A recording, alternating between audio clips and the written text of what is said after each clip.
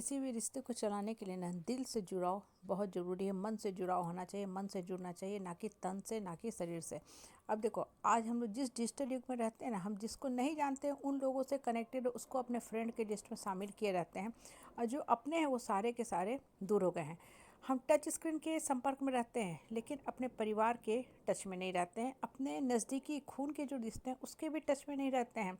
हम बाहर में बहुत वाहवाही लेते हैं, मैसेज लिखते हैं, सब लोग क्लिक क्लिक क्लिक करता है, और सरप्राइज बात, जिन लोगों को हम नहीं जानते हैं उनका भी हमें फ़ोटो देखने में, मैसेज पढ़ने में, कमेंट पढ़ने में बड़ा अच्छा लगता है। हम अपने परिवार के टच में नहीं रहते हैं, बच्चों के साथ बात करना नहीं चाहते, फैमिली को टाइम नहीं देना चाहते हैं, और सारा दिन मोबाइल लेके टच टच टच करके ऊपर से नीचे सारे स्क्रॉलिंग करते जाते हैं। और ही नाता रिश्तेदार जिससे हमें दूर दूर तक भविष्य में कभी नहीं मिलना है, उसका भी फ़ोटो देखते रहते हैं, कमेंट को पढ़ते रहते हैं और अपना समय वेस्ट करते हैं। देखो, बड़ा ही अजीब बात है ये। बड़ा ही ये अजीब बात है आज के डिजिटल युग की ये कथा कहानी। परिवार से जुड़ने के लिए ना सबसे पहले बात, खुले दिल से बात होना चाहिए, ओपन कम्युनिकेशन होना चाहिए कि हम क्या कहना चाह रहे हैं।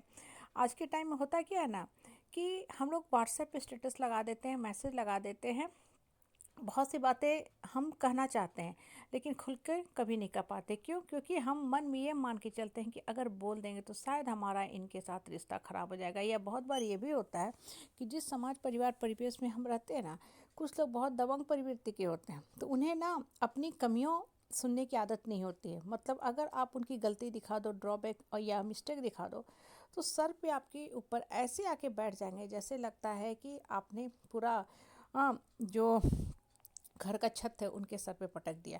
वो अपनी कमियां, अपनी गलती कभी नहीं मान सकते। कुछ लोग होते हैं, खासकर जो नार्किसिस्टिक प्रवृत्ति के लोग होते हैं ना, उनको समझाना बहुत मुश्किल होता है। वो कभी नहीं मान सकते हैं कि हाँ हमने गलती की। वो बड़ा से बड़ा मिस्टेक कर देंगे, वो कभी नहीं मानेंगे। और दूसरे का वो गला काट दे फिर भी कहेंगे बहुत छोटी सी बात है। उनका अगर कहीं हाथ भी कट गया ना तो कहेंगे सब्जी काट रहे हैं, या कहीं हल्के फुल्के चोट भी लग गए ना तो कहेंगे कि अरे मेरा पूरा हाथ में प्लास्टर करवाना पड़ेगा। और दूसरे बेचारा को असीम कष्ट हो तब भी कहेंगे तुम नखरा किए हो, तुमको कुछ नहीं हुआ है, तुमको झूठा सिर्फ सहानुभूति लेने की आदत होती है।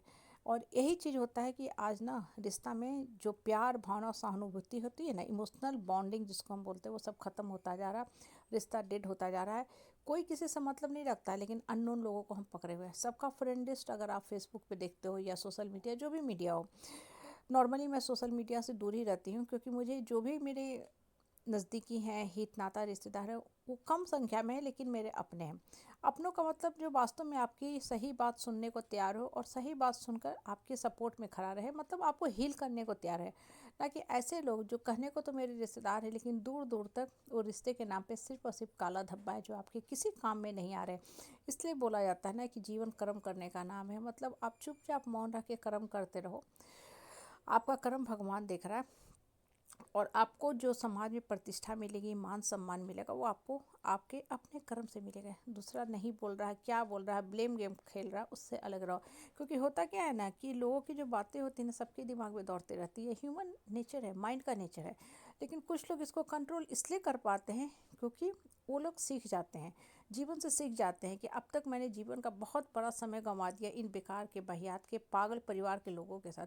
अब जो भी मेरा जीवन शेष रह गया, हम अपने आप में जीना चाहते हैं, हम अपने आप में खुश हैं, संतुष्ट हैं, पूर्ण हैं, संपूर्ण हैं।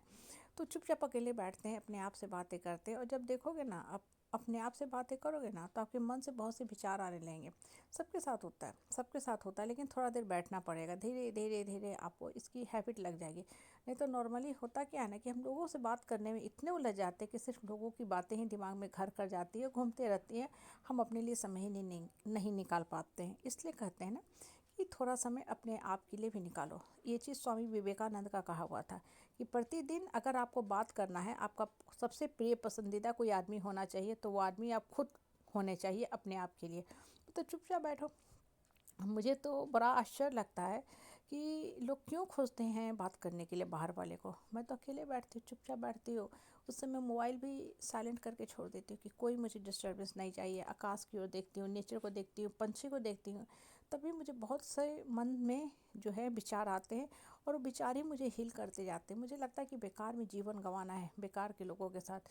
मन से बात करो, अपने आप से बात करो और खुश रहो।